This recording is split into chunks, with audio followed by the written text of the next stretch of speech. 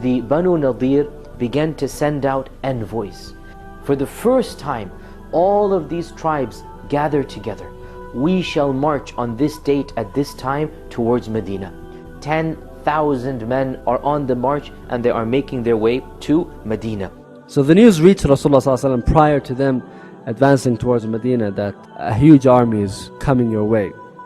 Rasulullah ﷺ holds a shura session, and Salman al-Farsi radiallahu anhu has a suggestion. He said, in our land in Persia, if we fear the cavalry, we would dig a trench. O Messenger of Allah, why don't we dig a trench? Then there was a very serious problem, that Qurayza have broken the agreement, and we're gonna join with the Confederates. When the Confederates came and they saw this trench, this was obviously a completely new tactic to them, and they stopped dead in their tracks. And they see the Muslims on the other side, and they have their bows and arrows, and they have their swords.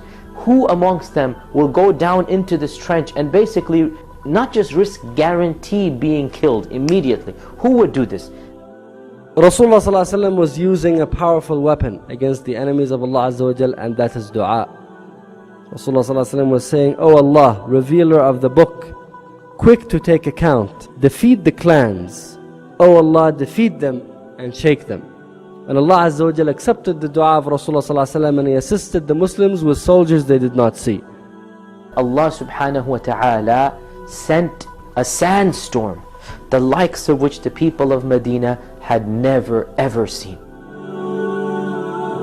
Hamim la yunsarun. They will not be victorious. They will not be victorious.